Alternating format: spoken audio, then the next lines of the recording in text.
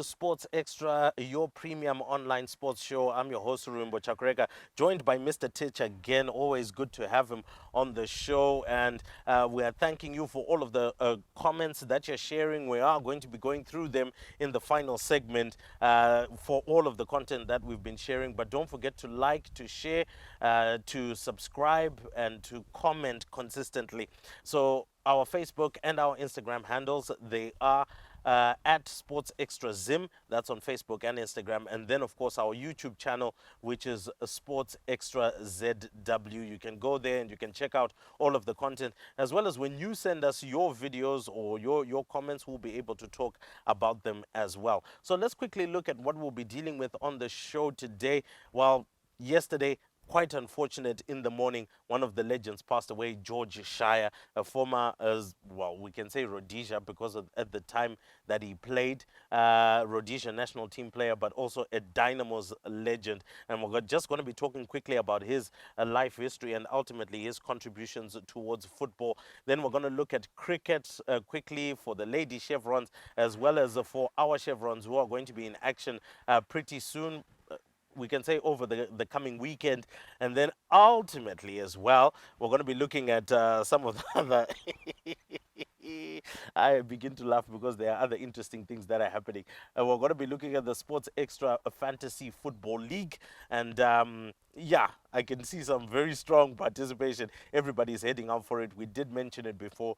$200 is up for grabs for whoever comes first in the Sports Extra Fantasy Football League. So at the end of the season, after 38 games are done, are you coming out with it? Mr. Titch clearly is not going to be coming out with it. His position is quite poor.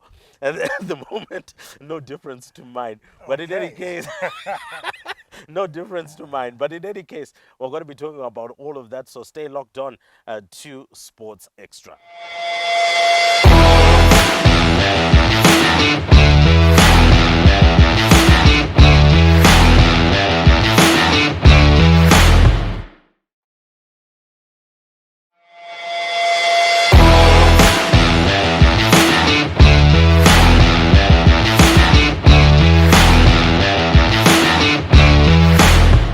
All right, welcome back, and let's get straight into it. Stitch, the entire football fraternity, and we would even hasten to say the nation, has been plunged into mourning with the passing on of the legendary midfielder George Mastermind Shire. And his contribution to football was quite immense. And looking at the history of him becoming a five-time Soccer Star of the Year award, I think that's like where we start from. An immense, immense talent he was. I think when it comes to George Shire, definitely not just a big loss for the football family or even sport in Zimbabwe, but for Zimbabwe as a nation. Arguably one of our greatest sons. That nickname, the mastermind, if you look up that definition in the dictionary, I think it talks about creativity. And as much as most of us didn't have the privilege of getting to watch him play, the records, like you just rightly pointed out, five-time Soccer Star of the Year, a feat that is yet to be replicated. And it's quite fitting that in 1969, when that Soccer Star of the Year award was inaugurated, he was the very first person to win that one. Won it in 72, and then I think he won it then three times on the trot from there. So definitely more than a legend, I think, when it comes to Zimbabwean football, because we've been throwing that word around, football legend.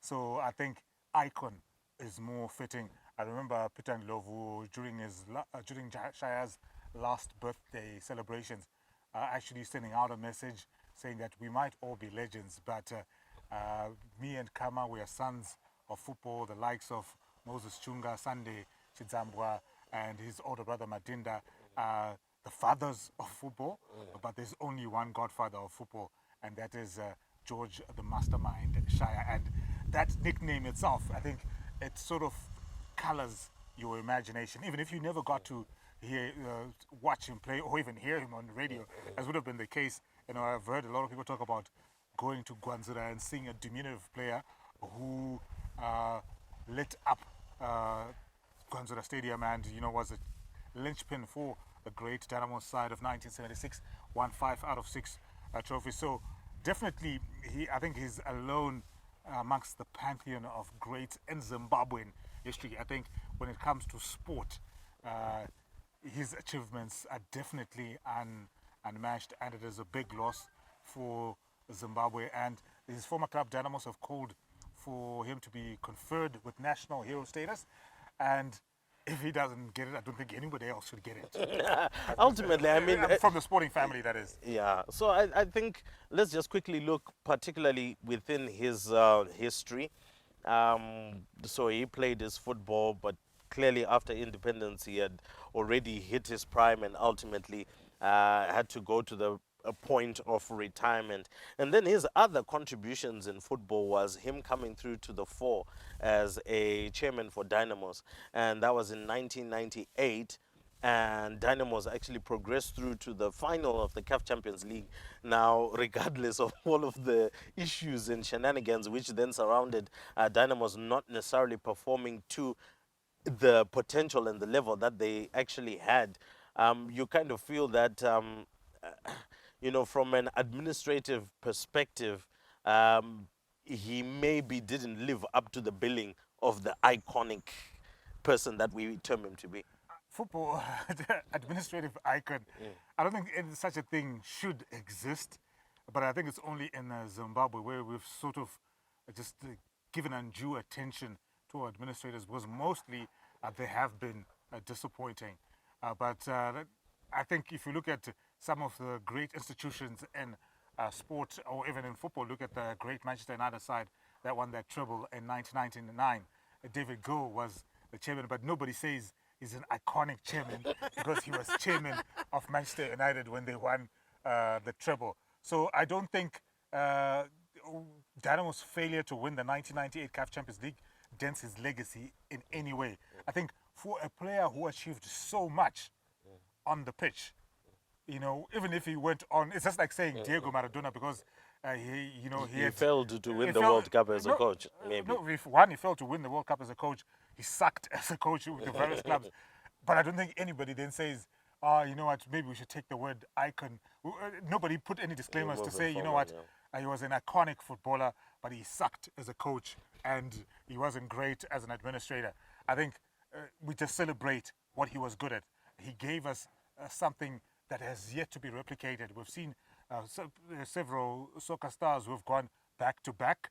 And I think Peter Ndlovu, as much as he has admired and paid reverence to George Shire as the godfather, I think if there's anyone who could potentially challenge his legacy, it is Peter.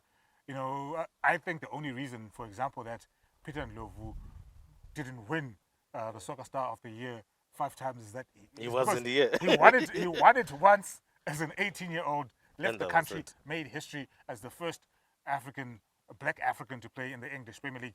But I think that's not to take anything away from George Shire's legacy. I think he is in the pantheon of greats, and we might never have another. What I do like as well is that there's a documentary that's in the works on the life of George Shire, and that's something that hopefully we'll start to see. Maybe you and me are both in the media space.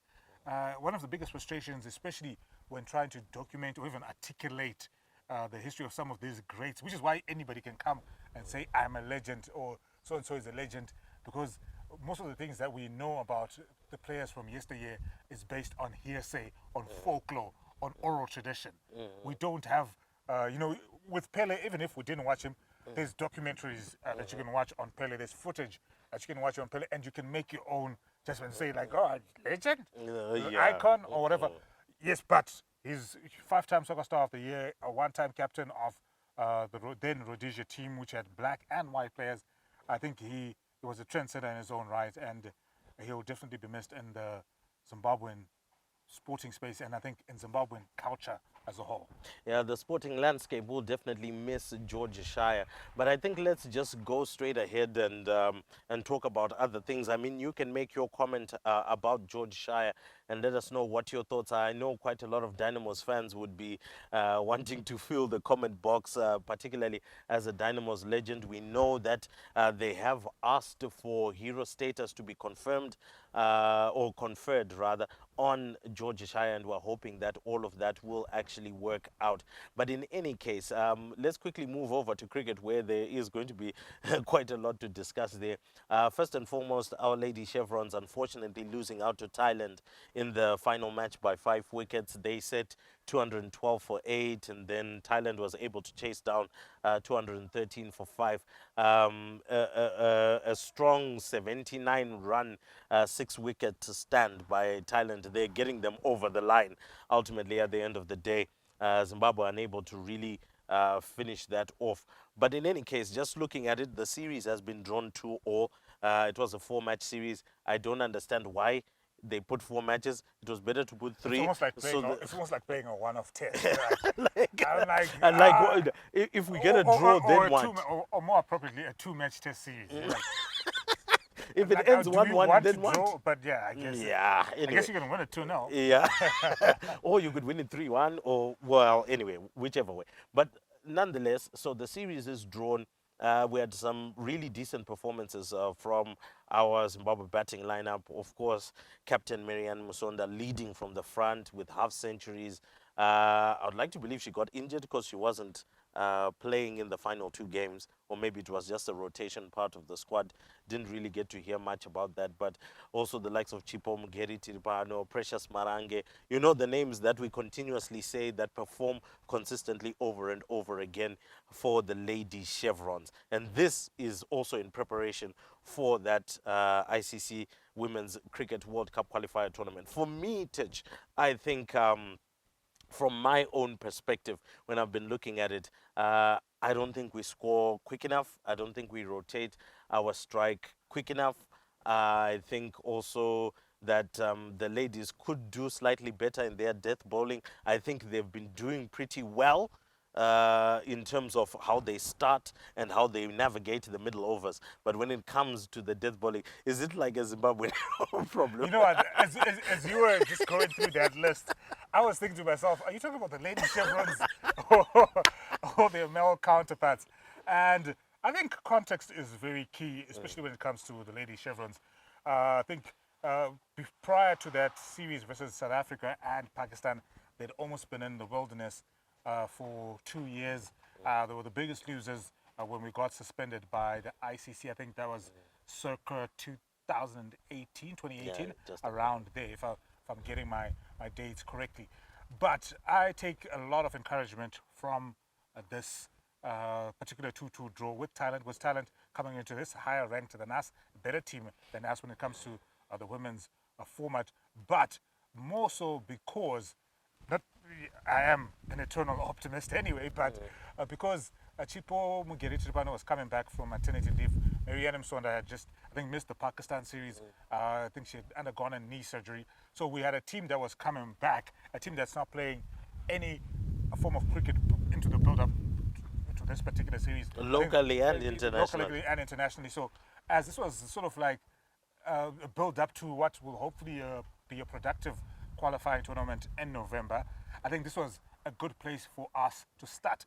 As when it comes to the partnerships, the scoring race, I think that's a cultural problem in Zimbabwean cricket, and that's because we don't have enough quality across the board.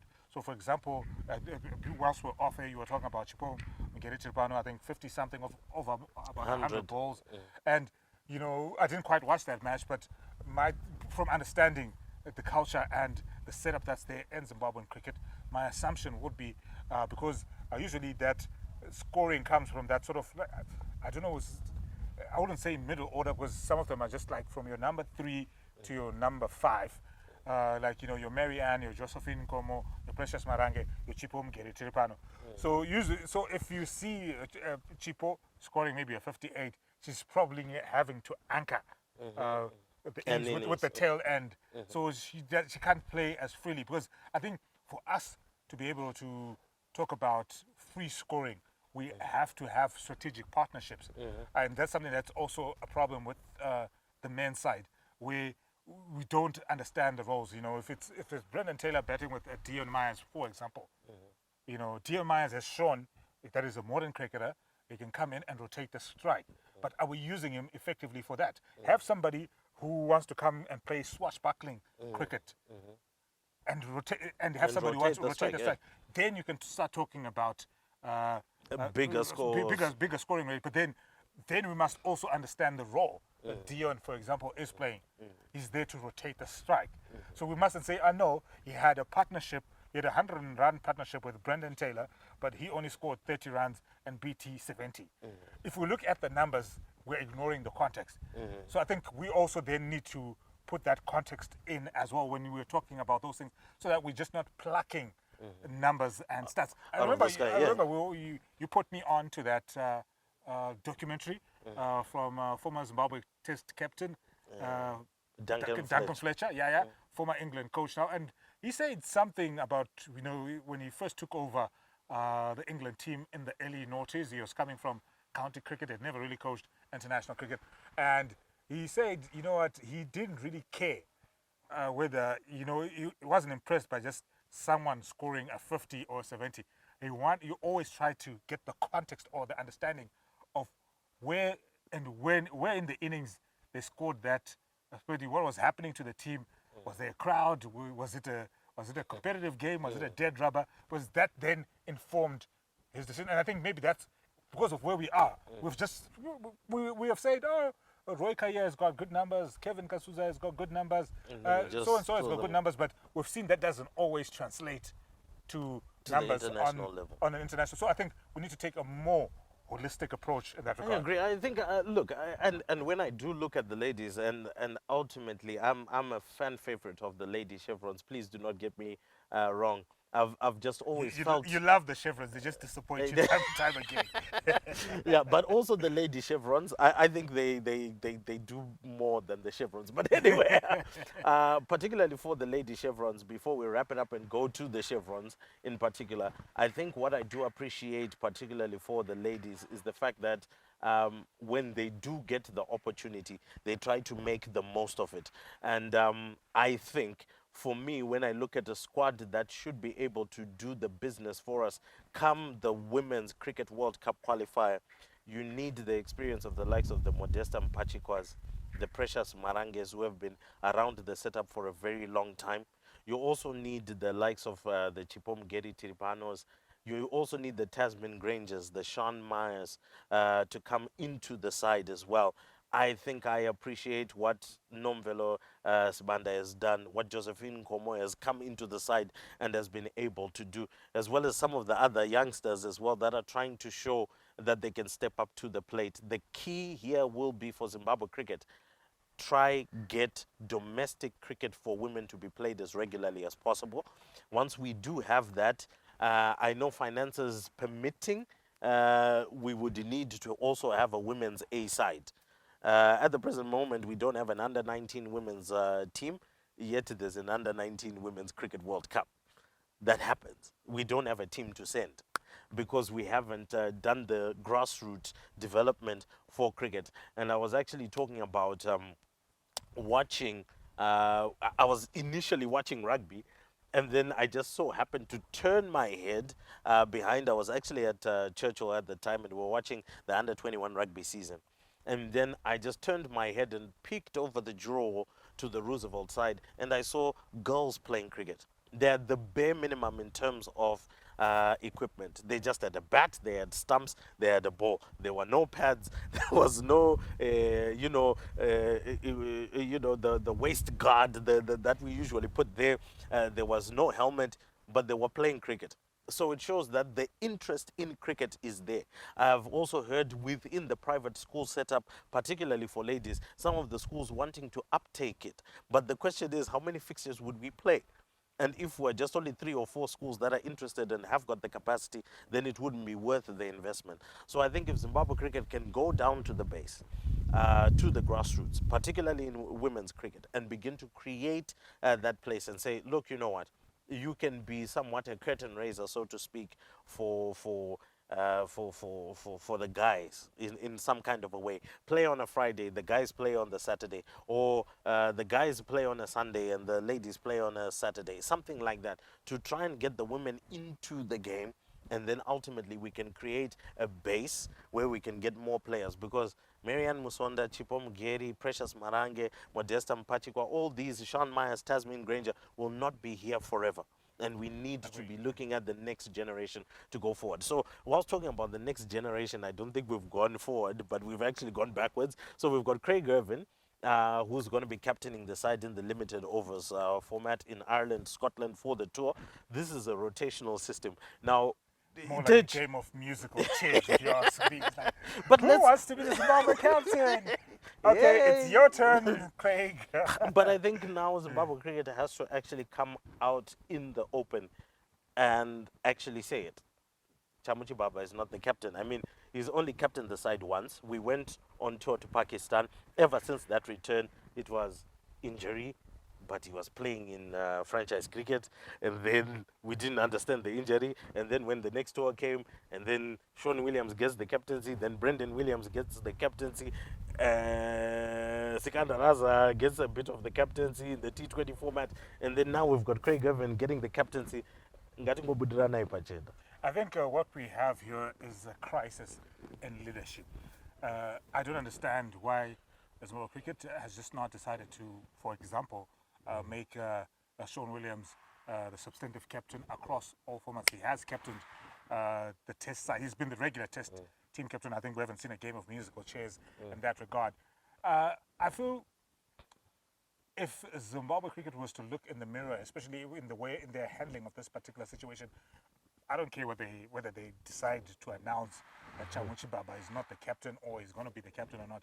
I think what they need to make is a decision on who the captain is, because it creates confusion even amongst the junior players. The last series, Brendan Taylor was the captain. Now he's not going to be the captain. The previous series it was Sean Williams. Now he's not going to be the captain, but he's the captain of the test side. And then in the T20 games, Brendan Taylor was dropped. It was Sikandar Raza. Sikandar Raza is not going to be the captain.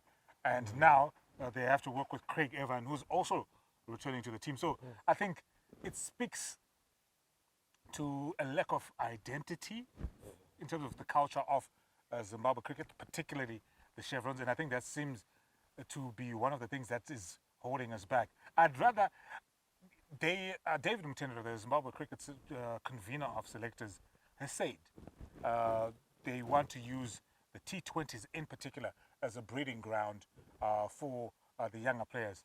Why not hand it over to Wesley Madevere, who's now probably one of the senior junior guys, if there's anything like that, or there's people that we know who are going to be playing regularly. Like right now, I don't think there's anybody who argue against Blessing Mzarabani place in the team. I don't know his qualities as a leader. But I'm saying, like, okay, with Craig Irvin recently turned 36. So it means even if we do qualify for the World Cup, he's probably going to be captain for a year. Is that the route we're going? And remember, they said they're going to rotate it. So I don't understand. I don't think we're actually going anywhere in that particular regard. And well, talking about him being experienced enough or qualified to lead the side, I don't think there's actually a problem concerning that. I mean, he's got 96 ODIs under his belt. I'm not so sure if it is close to 50 or 54 T20s as well under his belt, about 30 something or 40 something tests as well. So he has been. I'm trying to look for the stat. Just somewhere within that regard. I know the ODIs, I got them correctly, but maybe the others might be throwing around figures. But he has been around the side for a long time. Now he's coming back from injury. Is this not putting a large amount of pressure, because he has to bat himself back into form, so to speak? Coming back from injury, sickness, and then having to play. With also what happened with Sikandar Raza coming from his operation. He was kind of struggling for form, so to speak, or for fitness, match fitness. Isn't this too much pressure? I think in terms of the nature of captaincy when it comes to cricket, I don't think he'll feel any pressure in that regard. As an experienced player, I expect him to be able to make the right on-field decisions.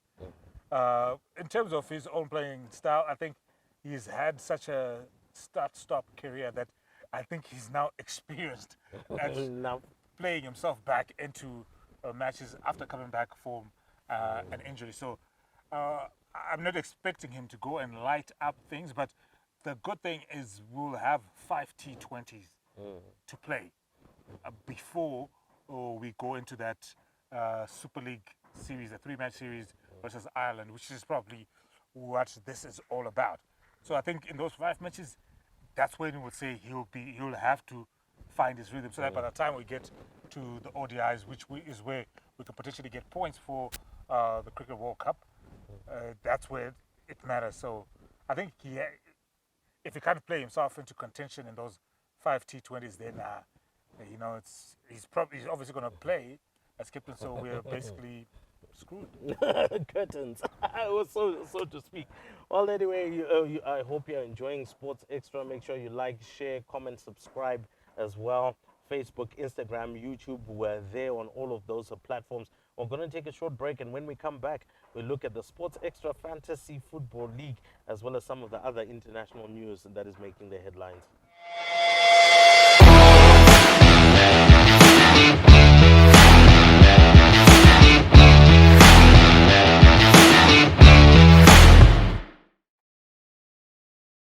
Customer Success Consultancy is the business that is there for you. In particularly, in a world where the 21st century is focusing on the Customer Success Consultancy will provide ideas that will take your marketing, sales, and branding to another level. Some of the services that we do offer are advertising ideas, branding, digital marketing, as well as sales marketing. So we are here to make sure that you go to the next level in customer success.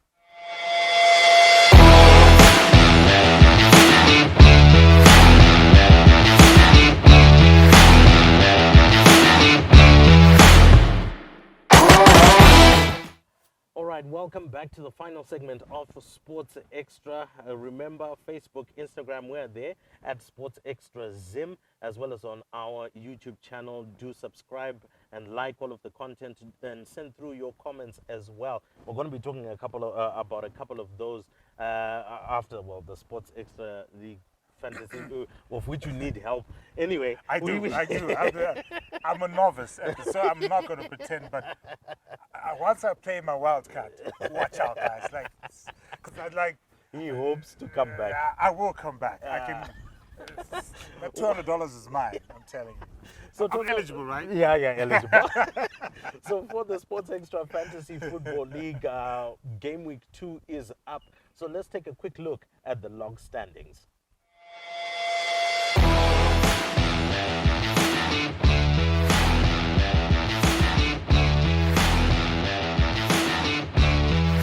So log standings looking really good. Look, that was. I'm nowhere near the log standing. See, you couldn't even see any one of our names in the top 10. Yeah, well, we're just letting you guys get a head start. Yeah, get a head start and go ahead. You know what they say? Anzi kutungamira kwe tractor. Well, look, at least I started number 94. I was bottom of the table, but I've gone up at least 6 places after my weekend performance, and having done quite a lot of transfers to get myself back in there. But anyway, you know what? Just like I was doing, this is how bad game week 2 was for me, right? I had Casper Schmeichel. Oh wow. Kelechi Iheanacho. Oh why? Patson Daka. Who did that? in the same team, and they got hammered 4-1. 4-1 for West Ham. Look, and then I had Bruno Fernandes as captain. He blanked. So I had Bukayo Saka. And he blanked? Well, anyway. I had, Mings. Mings. But I benched him, and then he got 15 points. 15 points. So you see, he needs a lot of help. But I'm going to change my team. So we're going to see with our fantasy football expert who will be coming through on Friday will be able to give anybody some tips on how they can go about business. But in any case, that's a Sports Extra Fantasy Football League. You can also join it. If you've already set up your team, you're part of other leagues, you can join the Sports Extra Fantasy Football League. It's on a pinned post on our Facebook page. So once you get onto our Facebook page, the very top post is the link for the Sports Extra Fantasy Football League. Click on that and you are automatically in. It doesn't matter at what point you join, as long as you are allowed into the league, because I know there will come a certain game week where you won't be able to join a league. So make sure that you join as quickly as possible so that you're in the running for $200 for the winner of the Sports Extra Fantasy Football League. And you can also get to be on the show as well. I'll just check that in for extra and see whether... He just wants to get some tips. Yeah. I'm fine. I had no idea how fantasy works. I'll admit it going into this, because let me just tell you, I had Ben White and Kante in my team because I thought I needed to have a balanced team. Seriously. So no, I get it now. So watch out for Undisputed FC. We're coming for you. So anyway, let's quickly move on to the other story, particularly within the Premier League. Yes, we are all fascinated about fantasy football, but the Premier League yesterday made a decision that they will not be releasing players to go and represent their countries, so to speak, in countries that are listed as red zones, particularly for COVID-19. And I think this is going to affect a lot of teams. The likes of Mohamed Salah is going to find it hard. In fact, he's not going to be representing Egypt. Alisson from Brazil, Firmino. Sadio Mane most likely will also be in that. So it makes it really difficult considering that World Cup qualifiers are coming on board. Do you feel that this is also a power play by the Premier League, defying what FIFA announced to say that no team is supposed to withhold any player? They are supposed to release them for international duty. I'm not sure if you're a big wrestling fan, or if anyone was a big wrestling fan growing up. I was. And I remember the $1 Million Man. And I remember when he used to come in, he'll just be chucking money. I think when he beat somebody, he would stuff it in somebody's mouth. And like, he basically did what he wanted. And I feel like that's what the Premier League is doing. They've got the money, they pay the players a lot of money. And they've decided they're protecting their interests. So it's definitely a power play. And that's when you realize that organizations like FIFA, outside of World Cup, are ineffective. They don't really have control over these clubs. I mean, which is why we sort of, they had that battle with the Super League and all that stuff. So when it comes to this, definitely a power play from the English Premier League, and it's unfortunate because you won't see these power plays being used when it comes to the Euros. You know, when it's the Africa Cup of Nations, or it's African teams, or when it's CONCACAF, or when it's the South America. What's this? South American. The Copa. The Copa America. I knew that. The Copa America. They don't necessarily, but like, he who pays the piper plays the tune, and they pay the players, and it was their own benevolence actually in terms of having this, because if Manchester United, Liverpool, Real Madrid, Barcelona, Paris Saint-Germain, if they decide they don't want to release players, it's an agreement. It's their benevolence, because FIFA doesn't give any money to these players. It's, you know, we talk about intangibles, national pride, do it for your country, I'm patriotic. But, you know, when it comes to who butters their bread, the Premier League are like, you know what, we pay you. And I think the big clubs probably had a big say in this. They were like, you know what, let's come together. And I see probably the other major leagues in Europe following suit, and the precedent has been set. My key worry is, I'm not sure if Cameroon, where the AFCON finals are going to be held next year, is a red list country, because this could be a precedent. Because hypothetically, if a player like Sadio Mane, who's playing for the #1 ranked team in Africa, Lions of Teranga, Senegal, if he's going to come through, he's mostly going to be there for 30 days, assuming that Senegal, as favourites, go all the way to the final. And then he has to come back to England and quarantine for 10 days. Can a Liverpool afford to have him go on for 40 days. 40 days, which will be 40 very days or difficult. 40 nights. Sounds Yeah, like something biblical. Arabian Nights. Yeah. But so I think this could set a dangerous precedent Mm. because when England is playing, wherever they're playing in the World Cup qualifiers, they're playing against EU nations who are probably not on this red list as well. So But the it's not, question is- it's not affecting their qualifiers, but it's affecting the qualifiers for the World Cup. So I think FIFA needs, I don't know what FIFA can do or if they have the power to do anything, but I believe this is affecting the integrity of the qualifiers. But let's also ask questions. I mean, who are you to determine the red list zone? Because I'm sure there's a consultation. No, wait. I'm sure there's Wait, consultation. no, no, Wait, it's wait, not wait, about- wait. I'm sure There's consultation something with called their health. sovereignty. No, no, no, There's no, no. something called Wait. The wait. UK can, we can decide that here's we want the to give problem. visas to South Africans. Or South Africans can come here, for example, without visas. But if it's someone from Kenya, they need to apply for a visa, and vice versa. Those, Yes, so, like the in that Loga red list, situation, agreed. yes. I think where my challenge still comes is like when you're looking at certain statistics, and we are also affected by it. But we because have we're no on the control red over. list. Yeah, we we're have on no the control. Z, We're we're not- on the red it's list. their prerogative. No, no, no. As a Listen, country, they listen. decide Tej. who they want to come into their we're country. being said at the present moment to arguably be in the top 5, or maybe let's just say top 10. But you know there's in terms geopolitical of issues country. at play here. No. Top 10 countries that have got their people vaccinated. That's okay? what I said. There's geopolitical. It's not just down to the numbers. So why can't we Why- say okay, let me ask England you, is let a me- red zone? why Can't we say England is a red zone? Well, do you think anyone from England wants to come here? Would But my point is They do. oh, Victoria Falls. Well, But- why hasn't the England cricket team come here since 2003, 2004? It's got nothing to do with sport. There's Yeah. geopolitical reasons. So I'm saying, like, yes, as much as you might say, yeah, we're doing well in terms of our vaccination drive, in terms of our handling of COVID-19, I think the president just extended the lockdown to 2 weeks, the same level of lockdown. So you can understand how someone who's not there on the ground sees that you guys are still in level 4 and says, you guys don't have confidence. It says, to an outsider, it might send the message that you guys still think it's a crisis down there. And you know, when anything comes out of Zimbabwe and is taken by the Western media or international media, it's never spun in a positive light.